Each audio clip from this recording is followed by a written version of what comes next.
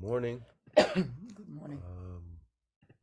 Today is Sunday, July 23rd, 2023. We are happy to welcome you. Let's start by setting our intentions and making aspirations by saying the four immeasurables prayer. May all beings have happiness and the causes of happiness. May all beings be free from suffering and the causes of suffering. May all beings not be separated from the happiness that has never known suffering. May they rest in equanimity, free from attachment, anger, and aversion. I wanted to read something I thought was very interesting. It's really about karma. And this is by a teacher named Chagdud Tulku Rinpoche, Chagdud, capital Tulku Rinpoche, Chagdud Tulku Rinpoche, who was an amazing Tibetan Lama, Buddhist Lama. He has some books available. He passed away not that long ago, actually, lived into a ripe old age, but I thought this quote was really good because a lot of you are interested in karma and often have questions about it. The mind is like a fertile field. All sorts of things can grow there. When we plant a seed, an action, a statement, or a thought, it will eventually produce fruit, which will ripen, fall to the ground, generate more of the same. Every moment we plant potent seeds of causality with our body, speech, and mind. When the right conditions come together and our karma ripens, we will have to deal with the consequences of what we have planted. Although we are responsible for what we sow, we forget what we've planted and either give credit to or blame people or things outside of us when they ripen. We're like a bird perched on a rock who can see its shadow, but when it flies away, forgets that the shadow exists. Each time it lands, the bird thinks it has found a completely different and new shadow. In the moment, we have a thought, we speak or act, but we lose sight of the fact that each thought, each word, each action will produce a result. When the fruit finally ripens, we think, why did this happen to me? I've done nothing to deserve this. Once we have committed a negative action, unless it is purified, we will experience its consequences. We can't deny our responsibility or try to make the karma disappear by justifying what we've done. We'll read that again. We can't deny our responsibility or try to make the karma disappear by justifying what we've done. It doesn't work that way. Whoever commits an act will infallibly experience its results, whether positive or negative. And in a Buddhist perspective, that also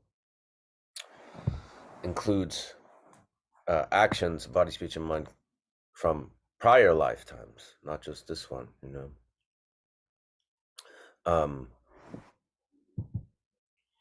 and actions of body, speech, and mind all stem from the mind. So even an action from the mind, the motivation, the impulse behind it comes with the mind. So just like a little review, this class started as a secular meditation class at the request of a lot of you who wanted to learn meditation during the pandemic for reasons of, dealing with a lot of anxiety and uncertainty and fear and all kinds of things. And because of your interest in some of the Buddhist things that I would post about, we asked Garchen Rinpoche, our teacher, we said, a lot of the people, because we asked him first about teaching meditation, and he thought it was a good idea. And then we told him that a lot of you were interested in some of the Buddhist ideas that we were, that I would post about or, talk about.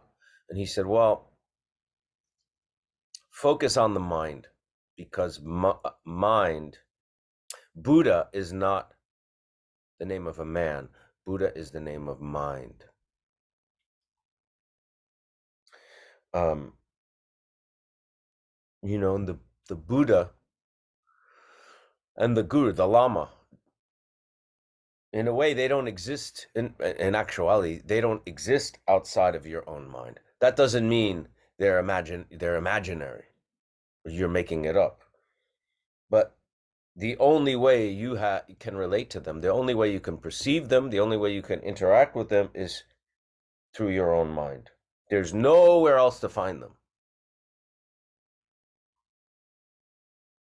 There's nowhere else to find enlightenment, right? There's nowhere else to find the Buddha. There's nowhere else to find the teacher. There's nowhere else to find the practice but in your own mind. So think about how valuable and important the mind is, and how important it is to work with the mind, which is what basically Buddhism is. They're all methods of Buddhism is methods of working with the mind. Buddha probably would not consider himself a Buddhist, but as someone who was working with their own mind.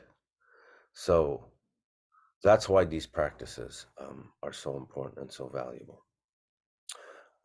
With that, we're going to meditate.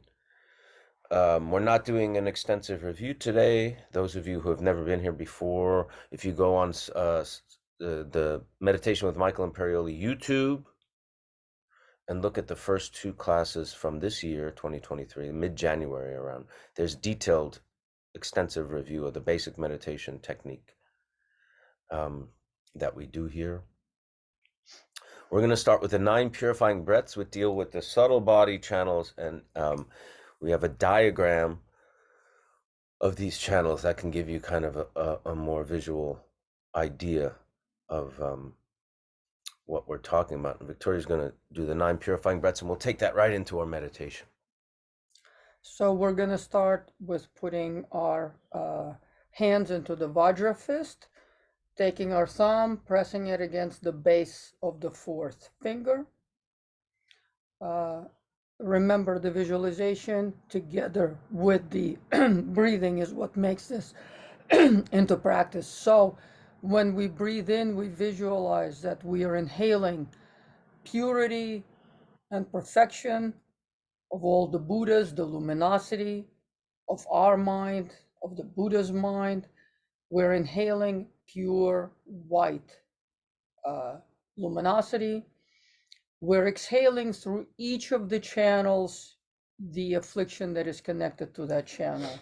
White channel, we are expelling anger, frustration, hatred, shortness, all of those kinds of things, rejecting things, aversion. We are expelling through the white channel. Through the red desire channel, we are expelling desire, addiction, attachment, needing more, things like that. Through the blue channel, the central channel, the most important channel, we are expelling ignorance, thinking that we are separated from everything, thinking that others are that and I am here, this dualistic divide, thinking that I am somehow separated from others and from reality itself, observing it on the side. We are expelling all that kind of ignorance of attachment to the self and the dualistic perception that creates and grounds that attachment to the self as a separate entity. So let's start on the right.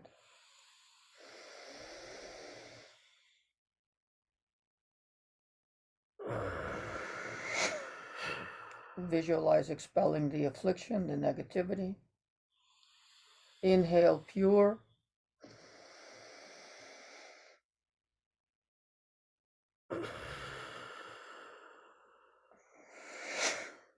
Expel the affliction, the negativity.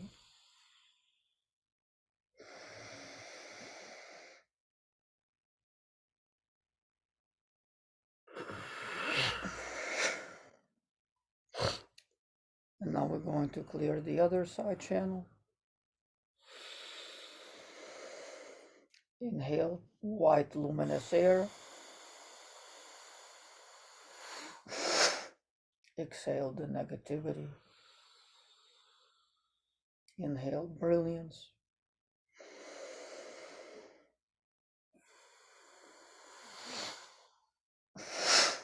Exhale the darkness.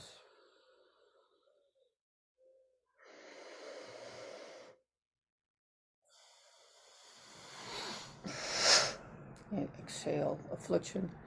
Now with the two side channels are purified, we still maintain our hands in the Vajra wrist, now on our knees. And now we're going to clear the central blue channel.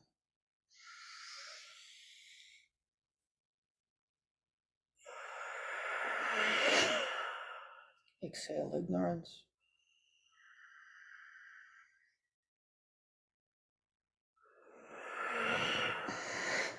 Exhale, darkness. And on the third inhale, we're going to inhale the purity of our Buddha mind, of the Buddha mind of reality, the purity, the luminosity.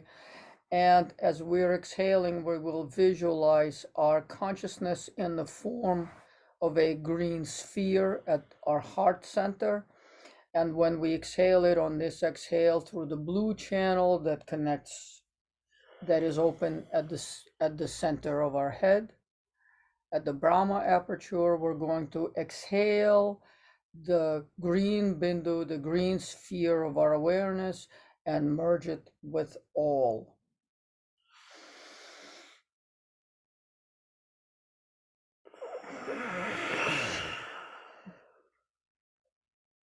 And take it right into our meditation.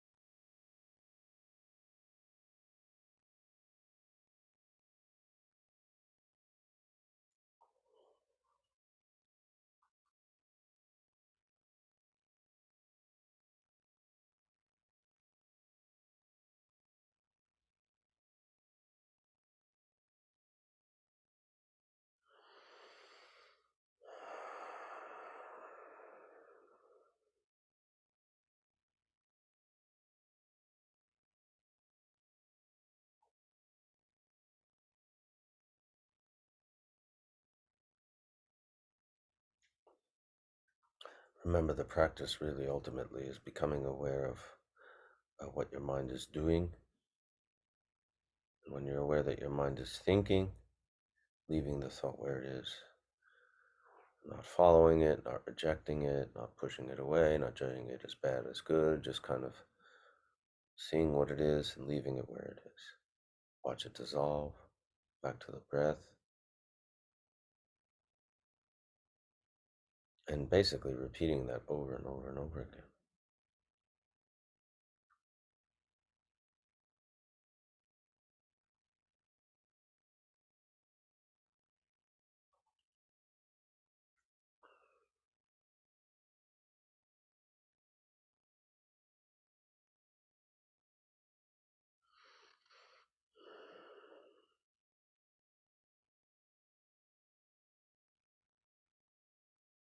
settling into the sky-like nature of mind, which in this class we talk about an image, metaphor of sky-like nature of mind, stainless, limitless, blue,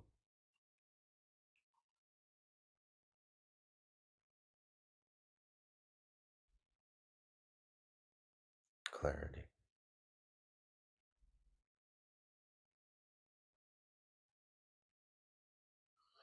Thoughts may arise, even the most complicated, even the most disturbing, even the most charged emotionally, but when they go, they're gone. And the sky-like nature of mind always remains. They may come back.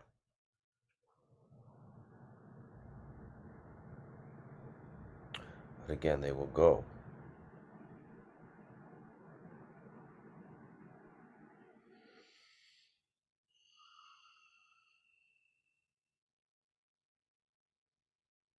And they may have different qualities, mental qualities, emotional qualities. By mental, I mean different types of storylines, Some pleasurable, some seductive, some annoying, some neutral, but those come and go. But that sky-like nature of mind, that clarity, that calm, that spacious quality, that's the baseline, that's always there. And that doesn't change.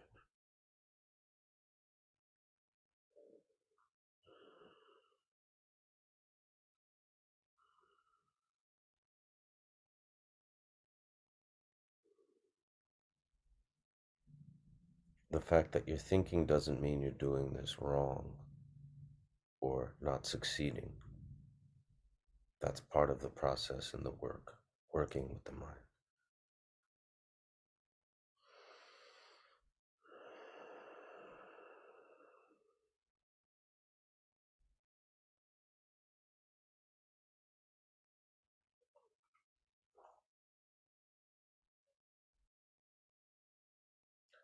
Once you've begun this process and are applying these techniques, you are meditating. When you say, I can't meditate, that just means you haven't sat on the cushion. Mhm.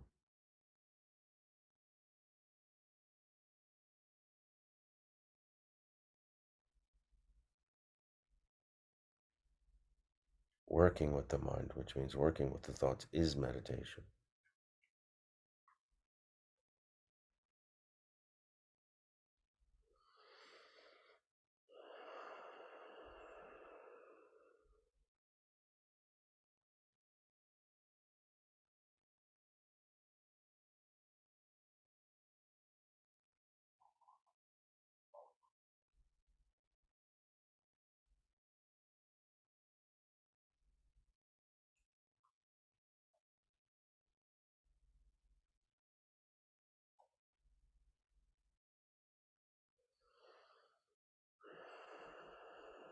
Back to the breath.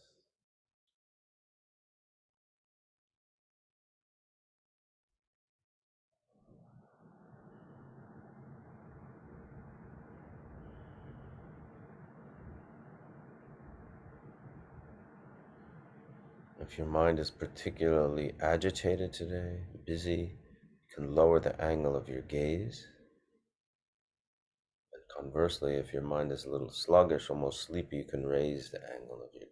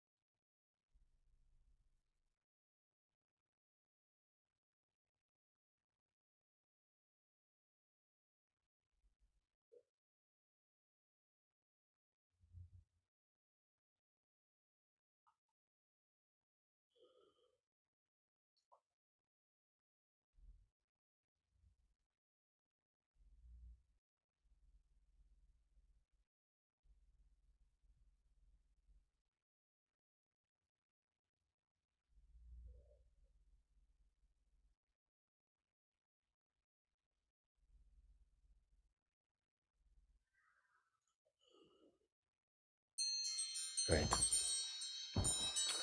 Excellent. Okay, Victoria's gonna speak to you for a bit, and then we'll do some questions if you have any, and if we can answer them, we'll see. We talk a lot about afflictive emotions. We talk a lot about what we perceive the result of afflictive emotions, difficult people, difficult situations. But we've had a many-week conversation about the cause of these difficulties that we see in terms of obstacles to health, to life, to all kinds of circumstances, and to difficult people in our life, immediate and less immediate circumstances. And I think we've pretty much narrowed it down through our conversations to the source of these things being our own vision, our afflicted mind. So in Buddhism, we talk about what is the antidote to the afflictive mind, to the afflictions. What is the antidote to dualistic grasping? What is the antidote to this suffering? And in Buddhism, we call it bodhicitta, love and compassion. But love and compassion is the one side, and wisdom is the other side. They're not really separate elements.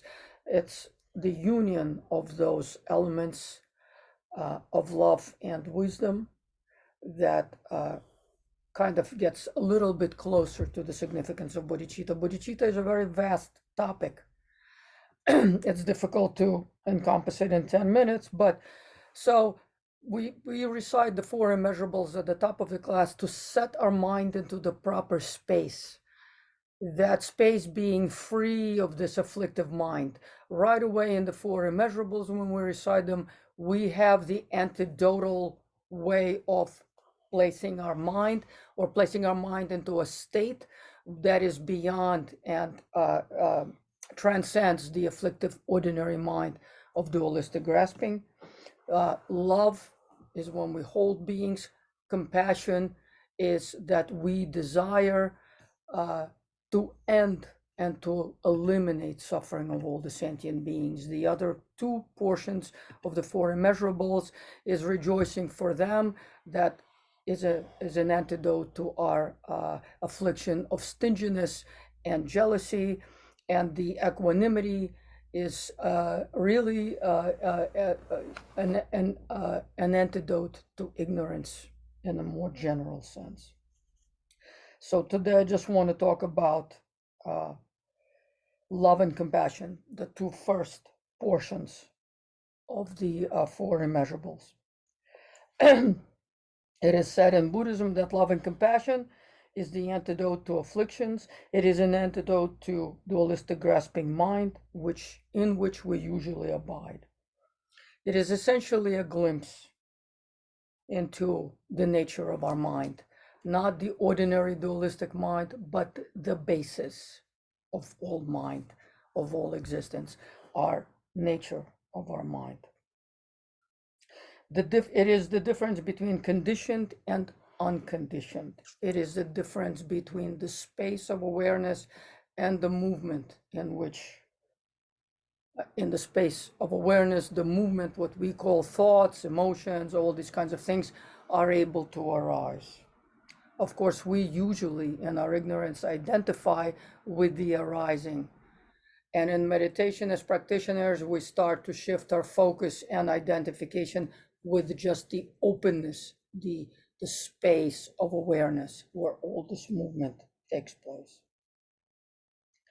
When we think of love as something on a level of an ordinary dualistic mind, we think of being recipients of something. We think of getting something from somewhere, from someone.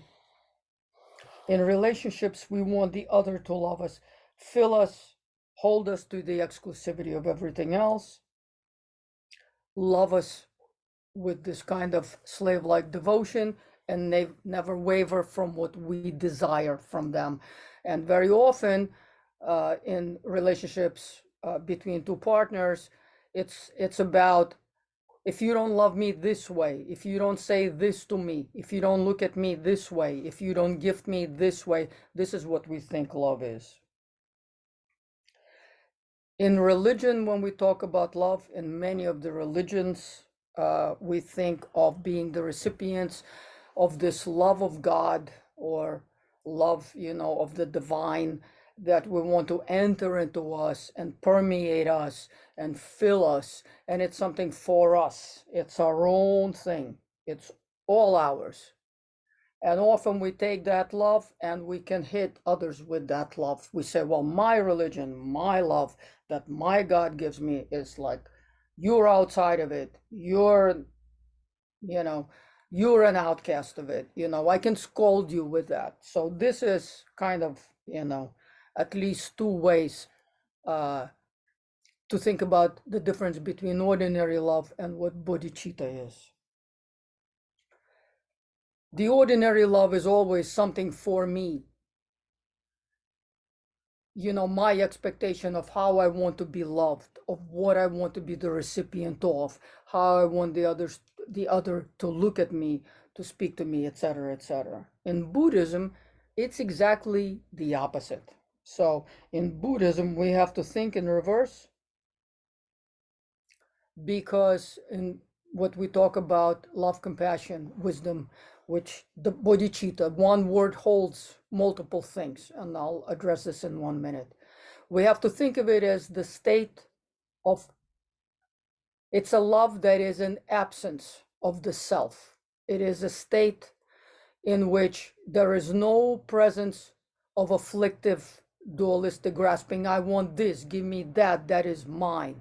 That is my love me like this, say it like that, give me like this, descend into me like that. It's exactly in reverse. It is what we generate from ourself in the absence of me and mine, in the absence of dualistic grasping. And we generate it toward all beings. It's a quality that we generate, and then we spread it.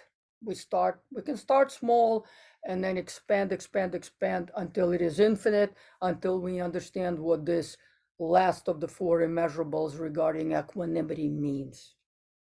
I mean, that's kind of a big step for us as practitioners, but we start with love and compassion, and then we move toward rejoicing and equanimity.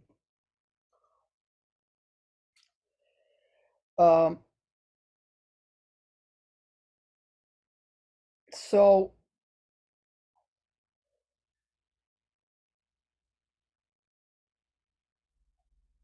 bodhicitta, love and compassion, is not the usual afflicted mind of desire, which ordinary love is just an afflictive emotion.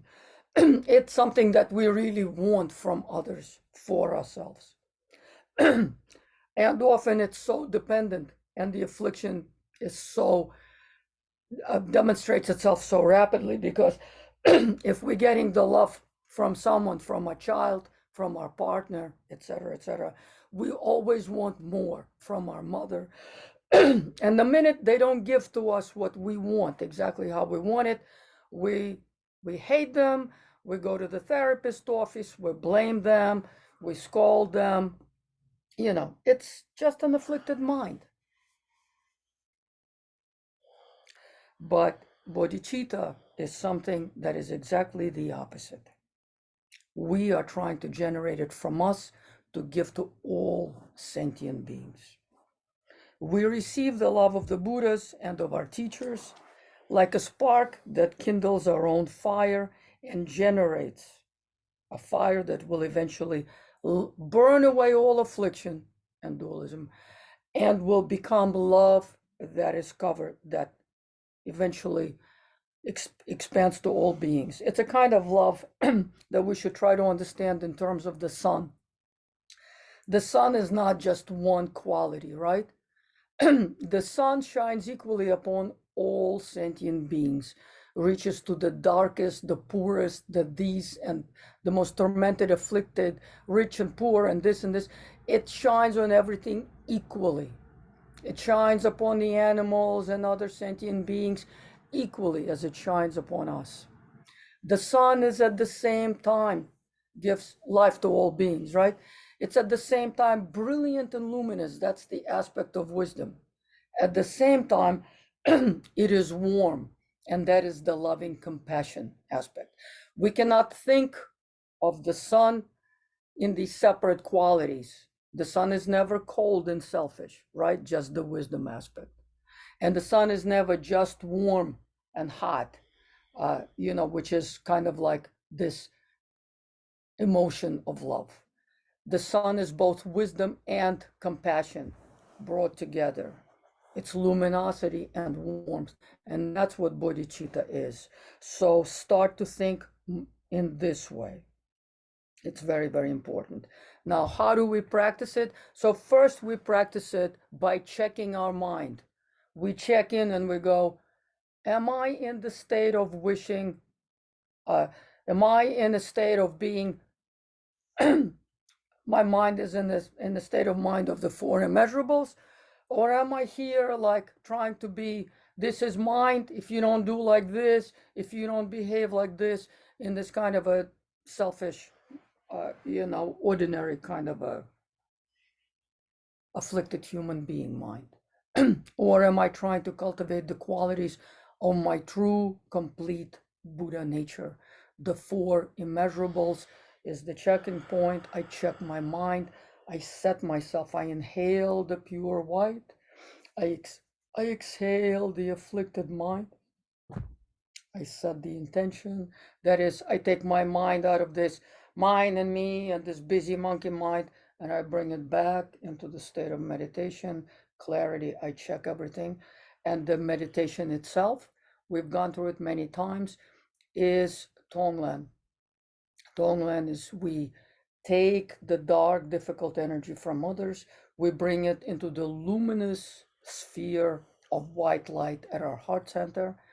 The dark, we inhale it, and then we send, as it approaches us, our luminosity dissolves the darkness, and as we exhale, we send white light to them. That is the practice. It is simple like that. We can engage in it 24/7 for those of us who try to do some night yoga and dream yoga and try to practice a little bit at night, or at least during our waking hours. This is how we do it. It's a profound and incredibly simple practice. First, check your mind. Is your mind saying, you don't love me how I want it, you didn't look at me how I wanted, you didn't say what I wanted, or you're just opening the space of your luminous spaciousness of your mind, and you're just letting the person be by taking away the me aspect and just letting them be. If you're in front of a difficult person, don't engage on this afflictive level. Let them be. First, just look and see what there is. Release your mind to simply vision, to simply seeing how that person is. And if you can really see how that person is, if you see an angry person, you see a difficult person, it's like seeing a person with cancer or a person afflicted by any other ailment.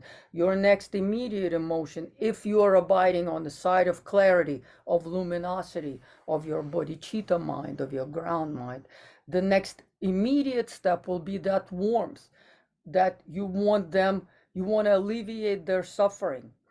You want that affliction to end. You want their anger to be pacified, like putting out fire with water.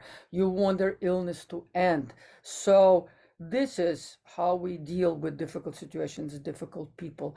And I always feel if we can shift to seeing that difficulties are always a teaching and nice things are always like a gift from the Buddhas. Do not take the difficult moments in your life and fight against them with this ordinary dualistic mind and create more affliction and set a bigger fire on blaze.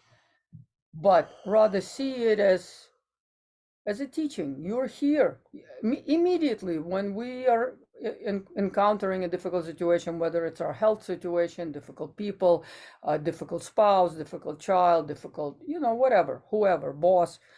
See it as a teaching. Say and rejoice. It's a moment for practice. And I just reiterated again, how do we practice? Two-phase. Make sure that the mind is in the right space. Four immeasurables will immediately set your mind. The stage of your mind will push away the clouds and set your mind in the right space. As soon as you say those four immeasurables, your mind is already in the right space. Make sure that you really connect and understand what the four immeasurables are. The four immeasurables is like the wind that blows away all the afflictions out of the sky of awareness. Now, that awareness that becomes luminous and clear can engage in the warmth and perceive the difficult situation in terms of practice. And the practice itself is Tonglen, breathing in the difficult, putting the brilliant from your heart center to the other person, waiting out until their flames are died down, helping them overcome the difficult, standing on the side of ordinary mind and saying, he didn't do this, I wanted him to do this, why did he say this, da da da. We're just wasting time. We're wasting our precious human existence. So instead of wasting precious human existence, we have to practice. And if you can connect difficulty to a moment of practice, if you say, well, I have this difficult situation, it is a teaching, and this is where I have to practice, all the difficult situations will become kind of like a joy. This is the space of where we practice. We only learn. It's like sitting on a cushion in kindergarten. Practicing in life is what we actually have to do. When we get out of school, we have to bring our skills to real situations. And that's what practice really is. When we're practicing in those kinds of situations, then we're really practicing. Okay. So the question of what do I do with my difficult mother? What do I do with my difficult coworker? What do I do? We just discussed this. And remember, whenever you're dealing not from this frame of mind, but from the afflictive mind, you're creating a lot of negative karma for yourself and others. And so being aware of karma, cause and effect, being aware that all the little particles in this universe affect each other. And so the interconnectedness is absolute. That's what's called reality.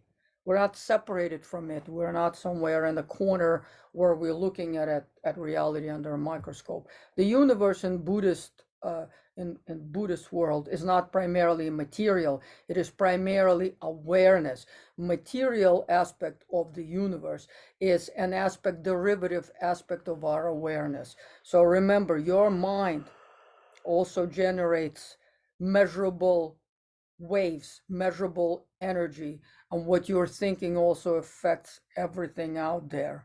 So make sure always you're practicing by knowing where your mind is, what your mind is doing, and then also in terms of behaving with others, in terms of activity of body, speech, and mind, specifically body and speech. Make sure you're airing from the right place, setting your mind, your intention into the right place, acting then from that space, not just letting the wild horse get out of the gate uncontrolled and spread fire everywhere, and then be surprised that difficult things become compounded and they increase. So that's what practice is.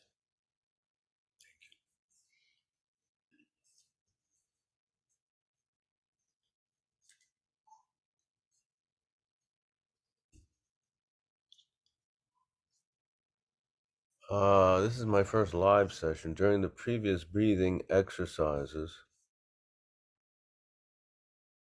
I felt some kind of loss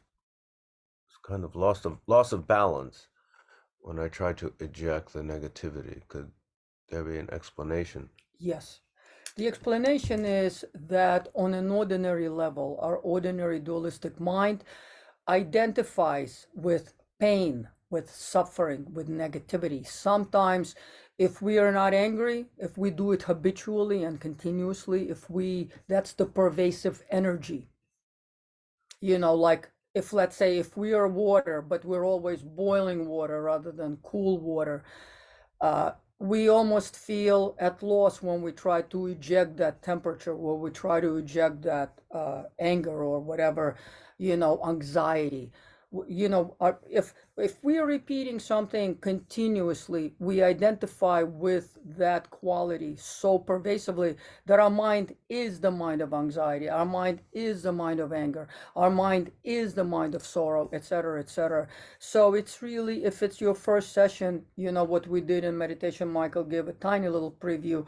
We are trying to identify with the open space of our awareness, remembering that the movement, the anxiety, the anger, the desire, etc., the afflictions, the darkness, that's just temporary movement. It comes and goes. So in the beginning, until you've really identified with the space of awareness, you may feel like that, like you're ejecting everything. But in reality, there's no inner and outer. Your ground nature is always the luminous nature. It is always pure. It's only the movement of habitual karmic energy that is this negativity. Do you differentiate the mind from the heart when trying to follow bodhicitta? Bodhicitta in Sanskrit at the time of the Buddha, the word it is a Sanskrit word.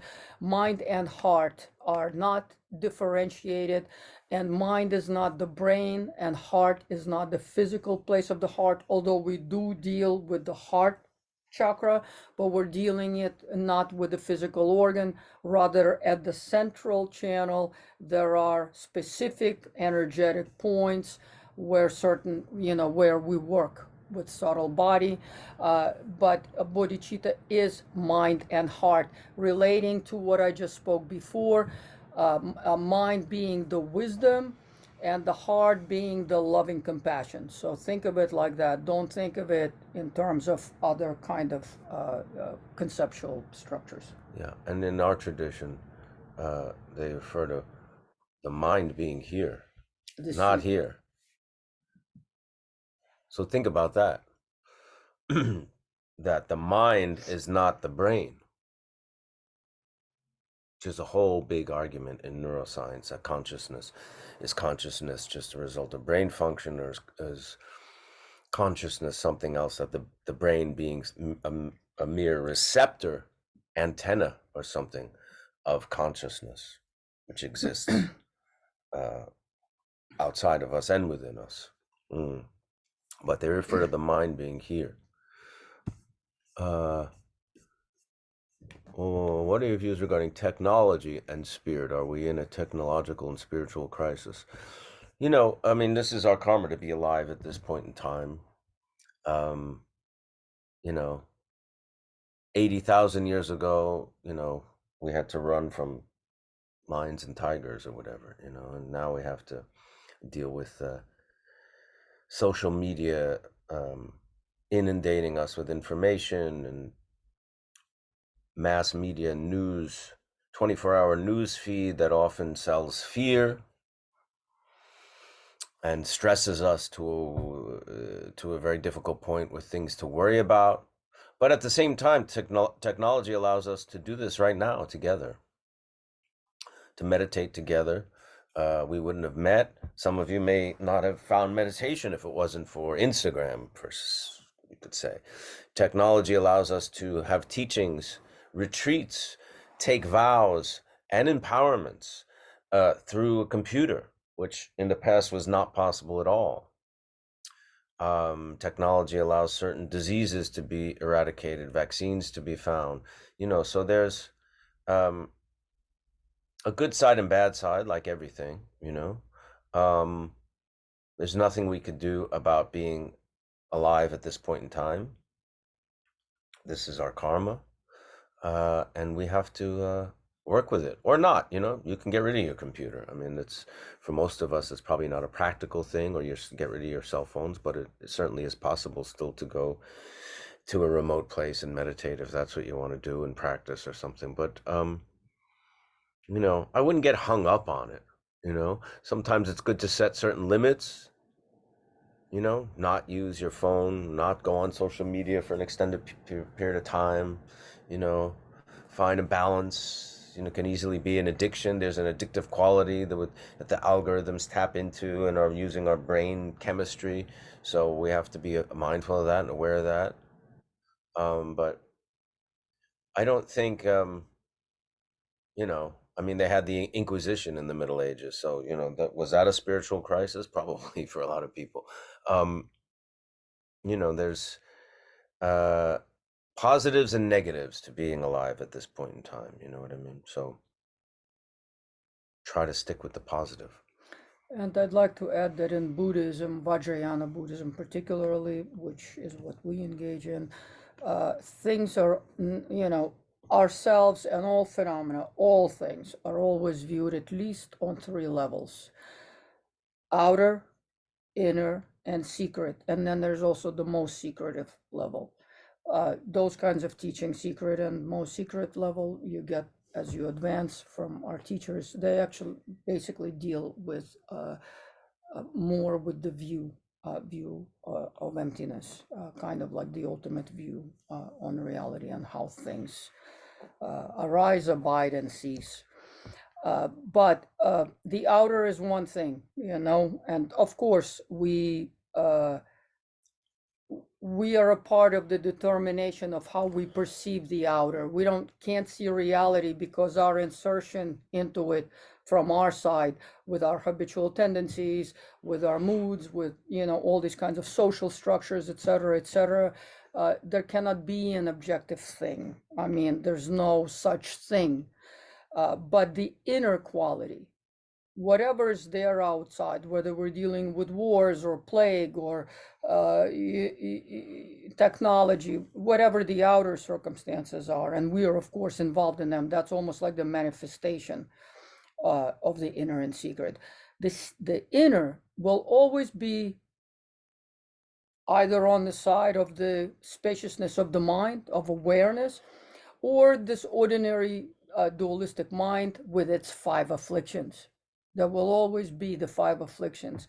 So whatever is happening in the universe, whether we are addicted to the technology, whether we hate that technology, whatever it is, we're still dealing with the basic makeup of dualistic ordinary mind, and we're still grounding all of that within the basis, within the nature of a mind. So real practice really happens between the inner and the secret. You know, the outer is where we manifest into it, if we understand those two other components. And whatever we observe as this outer, we also understand it in terms of those components. So, you know, instead of getting caught up in so much judgment about the outer, it's knowing the source of it, which is the inner and the secret.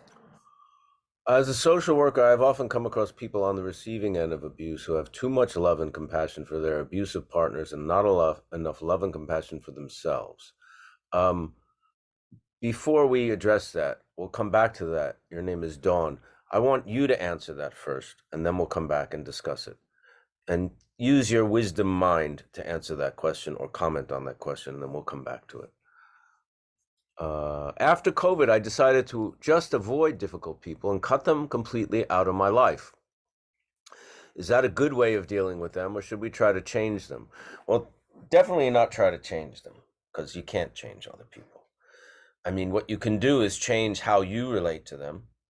And sometimes it's good to, yeah, to cut them out of your life. Boundaries are very good. You know, there's certain relationships that I think sometimes we get into habitual dynamics and friendships that kind of run their course. Sometimes it could even be family members where you feel like the relationship is too toxic. Um, you know, again, we have to use our wisdom to figure out, is there an important quality to this relationship that I'm not, because of my own habitual patterns and my own tendencies, I'm not allowing to flourish. We have to use our wisdom mind to sort that out, you know. But certainly, over the last year, there's certain friendships that I've stopped because the relationship was just too toxic, you know. But I certainly can't change anybody.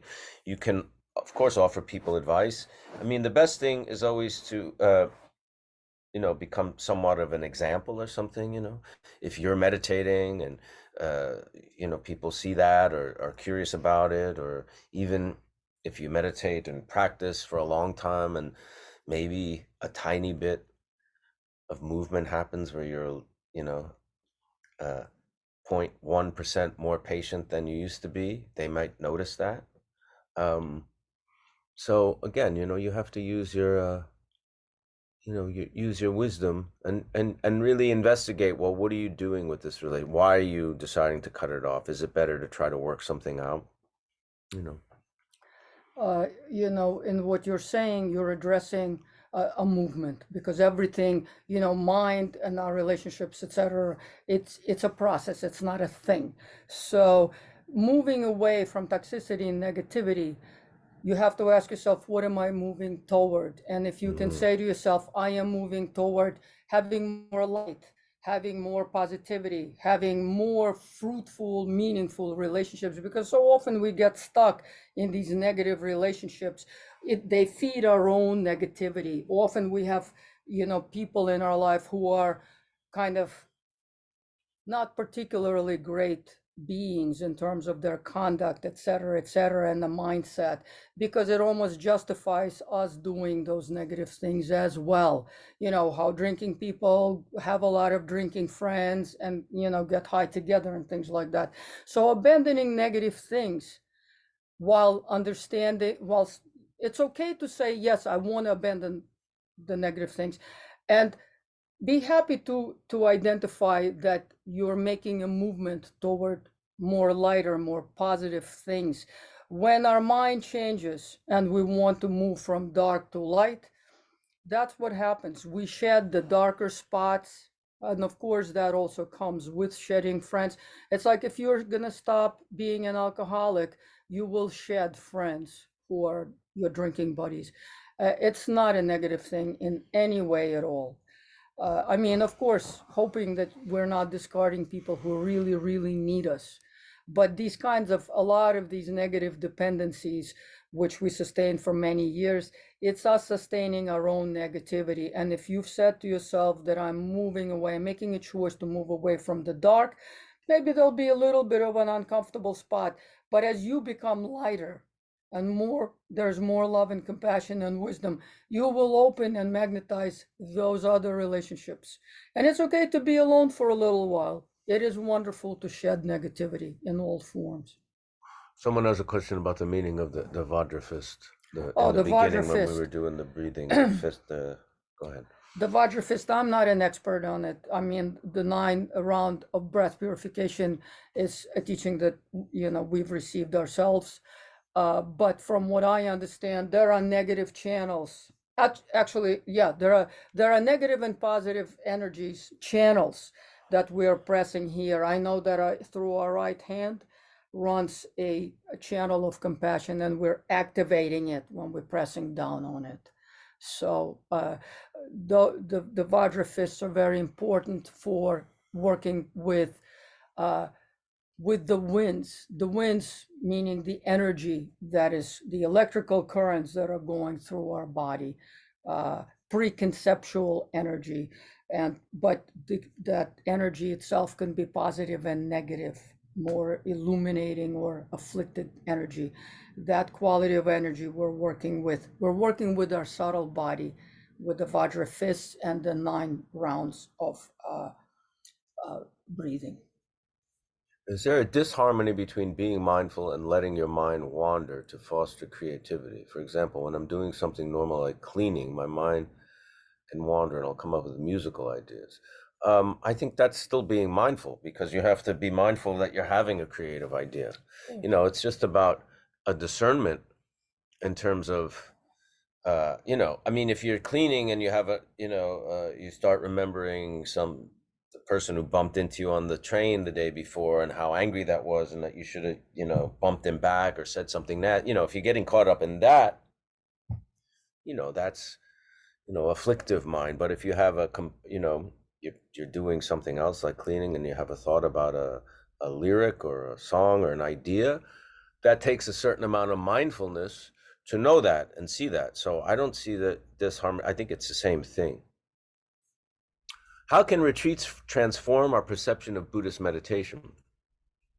I don't think retreats are, the point is, I don't see them transforming your perception of Buddhist meditation. A retreat is an intensive, it's a period of time you're setting aside where you're just committing to not, being involved in your daily, sometimes mundane, sometimes not, your daily kind of activities, and committing to an extensive period of practice, sometimes with a teacher where you're getting an intensive period of teachings. Sometimes it's learning on a certain kind of practice from a teacher. Sometimes people do it alone. And it's,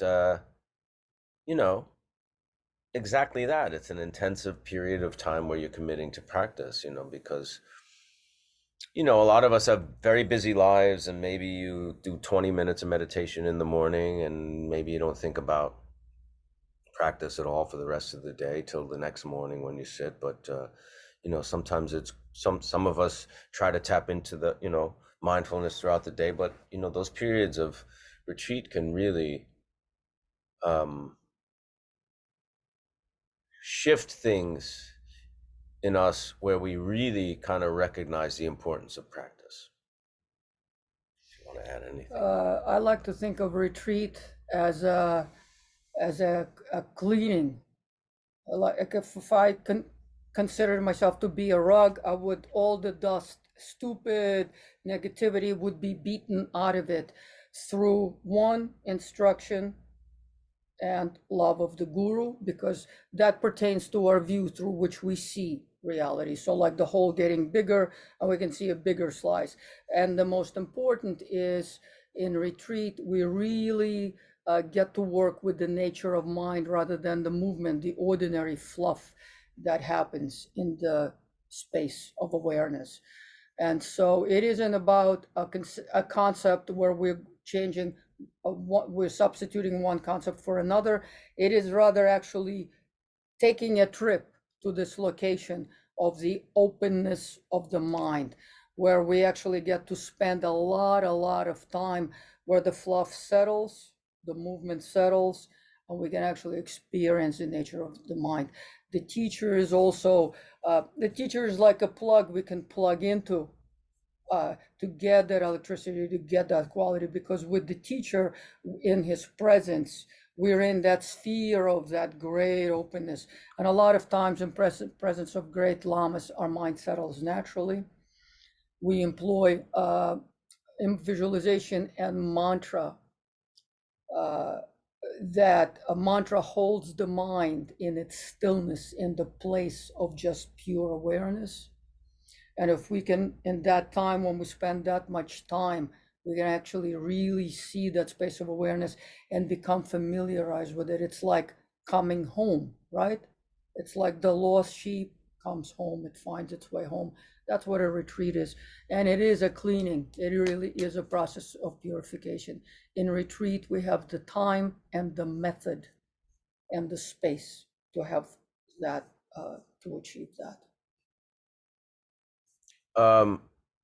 So I want to break up with my partner because he feels polyamorous, while I want to be in monogamous relationship. I feel a lot of jealousy and anger around his feelings, which feels impure and unloving. Should I work on those impurities and try to work on our relationship, or is it better to choose for my own boundaries?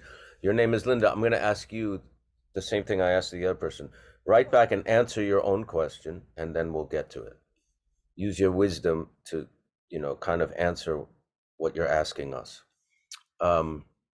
Someone asked for the role of mantra. You just started explaining that. Do you want to expand on that at all? Why don't we go into the next lesson? Okay, I would like to write to Rinpoche and get more advice on how to speak about it, because usually we speak about mantra in terms of retreat practice and things like that. Let me address it the Yeah, next because there's time. certain mantras that have to be given to you by a teacher. There are Yes. certain mantras that anyone can practice and have access to. Mantra literally means something that protects the mind, Holds the mind. holds the mind. So Victoria's going to investigate that Yeah, and get back. and mantra purifies, we have body, speech, and mind. Those are the three continuums of how things manifest. Mantra, of course, purifies our speech, purifies also our body and mind, holds our mind in place and purifies our speech, and it purifies our body. Mantras are given in conjunction with specific deity practices and things like that. That's why I would like to have permission to speak about it further. So we'll address it next time. Has your sense of sky mind or groundlessness ever leave you feeling disconnected or adrift from those around you? Now, sense of sky mind, or you say sky mind or groundlessness, I wouldn't put those things together. It's actually the opposite. Sky mind is the opposite of groundlessness. It is ground. That is the ground from which everything comes, from which everything appears, from which everything manifests, the sky-like nature of mind. So that's an important distinction to make. May I add to that? It's a very important distinction to make, because that openness, sometimes we refer to it as emptiness, which is not a very good word, and a lot of lamas say that. But what it refers to, it's empty of something. It's the mind is not awareness, is not a something or someone. The awareness is reality. It is everything, so to say. Therefore, it holds everyone. And the way that it holds everyone and everything is without boundaries of fear and anxiety and judgment and all those kinds of dualistic things that corrupt and imprison and make us be afraid to love and be close. Rather, when we can be very comfortable within the spaciousness of mind, not in some vacuity, in the absence of, of awareness. Awareness is like the sun, like we spoke about before, bodhicitta. It's luminous, therefore there is the clarity when we think, when we act from that space. At the same time, it's warm, like the rays of the sun. And the warm part is that when we act out of that space rather than the little me ego mind, we're not afraid to love, and we can love without boundaries.